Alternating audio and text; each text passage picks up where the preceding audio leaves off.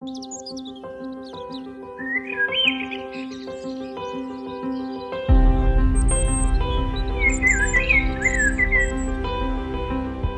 bicara soal hidup dan penghidupan manusia, tanah adalah muaranya. Sebagai tempat berpijak, tanah memiliki peranan penting dan menjadi fondasi utama dari semua kegiatan yang dilakukan manusia. Dalam sistem hukum pertanahan kita, bahkan tanah dianggap bagian dari kepentingan umum yang mempunyai fungsi sosial dan punya peran penting dalam pembangunan. Karena tanah adalah sumber makanan dan sumber penghidupan manusia, merebut tanah berarti merebut makanan. Itu artinya juga merebut sumber penghidupan manusia. Sudah hampir 2 tahun saya berkeliling Indonesia, mencari tahu permasalahan mengenai tanah dan hidup masyarakat kita. Masih ada ketimpangan penguasaan atas tanah, status tanah yang belum jelas, ketidaksesuaian tata ruang, konflik agraria yang tidak terselesaikan, belum lagi masalah masyarakat adat yang perlu mendapat perhatian khusus. Semua ini membutuhkan kolaborasi dan kerjasama guna mengatasinya, agar tidak menjadi beban di masa yang akan datang.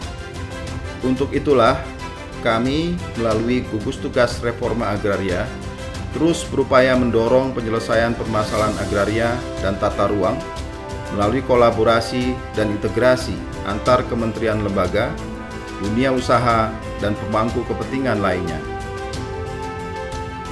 Reforma agraria memiliki tujuan yang sangat mulia, yaitu menciptakan kemakmuran dan kesejahteraan masyarakat, menciptakan lapangan kerja untuk mengurangi kemiskinan, memperbaiki dan menjaga kualitas lingkungan hidup, meningkatkan ketahanan dan kedaulatan pangan, menangani dan menyelesaikan konflik agraria, mengurangi ketimpangan penguasaan dan kepemilikan tanah, serta memperbaiki akses masyarakat kepada sumber ekonomi.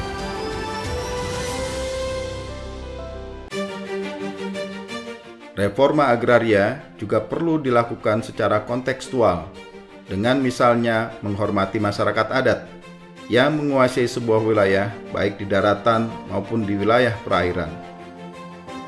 Reforma agraria di wilayah pesisir dan pulau kecil juga menjadi perhatian kami untuk memberikan kepastian hak serta dukungan akses bagi masyarakat yang secara turun-temurun bahkan sebelum NKRI terbentuk telah hidup di atas air dan menggantungkan kehidupannya dari hasil laut.